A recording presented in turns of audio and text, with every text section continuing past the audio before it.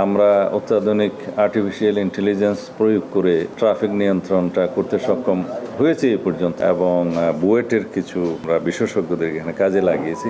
আশা করি আমরা একেবারে নিজস্বভাবে এই প্রযুক্তিটা আমরা ব্যবহার করে সফলতা পাবো। 1-2 মাসের মধ্যে ঢাকা শহরে মেট্রোপলিটন সিটিতে এই ট্রাফিক সিস্টেমে আমরা বৈপ্লবিক পরিবর্তন আনতে পারবো। ঈদ উদযাপনটা নিরাপদভাবে আমরা করতে পেরেছি বলে আমাদের ধারণা, জনগণ প্রশংসা করেছে এবং ঢাকা সহ বাংলাদেশের এই যে যানজটের কিছুটা হলেও নিরসন হয়েছে। ঢাকায় ট্রাফিক সিস্টেমের ব্যাপক উন্নতি হয়েছে।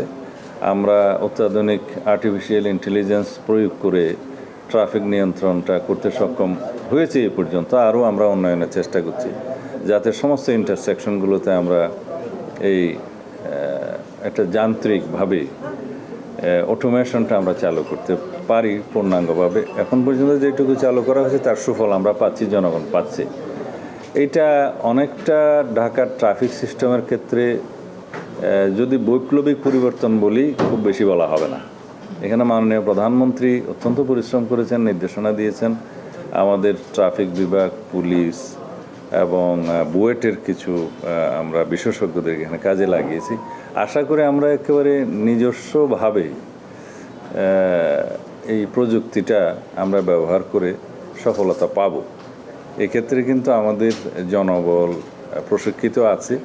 আমরা এখন ট্রায়াল অ্যান্ড এরর বেসিসে এই ট্রাফিক সিস্টেমের উন্নয়নের জন্য কাজ করছি। আশা করি আগামী 1-2 মাসের মধ্যে অন্তত ঢাকা শহরে মেট্রোপলিটন সিটিতে এই ট্রাফিক সিস্টেমে আমরা বৈপ্লবিক পরিবর্তন আনতে পারবো।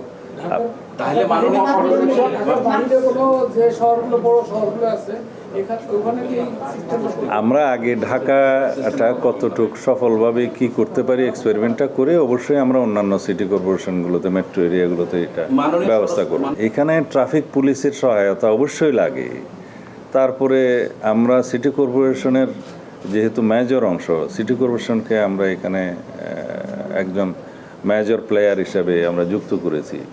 তারপরে জনসচেতনতার জন্য আমাদের আরও কিছু কাজ করতে হয়। আমরা একটা যান্ত্রিক পদ্ধতি শুরু করলাম, সেটার ব্যবহার সম্পর্কে জনগণকে যদি আমরা আগে থেকে প্রশিক্ষিত না করি, অবহিত না করি, তাহলে এটার প্রয়োগের ফল লাভ হয় না। তো এখন আলহামদুলিল্লাহ আমাদের জনগণ অত্যন্ত সচেতন হয়েছে, তারা রুট সিগন্যাল মেনে চলছে।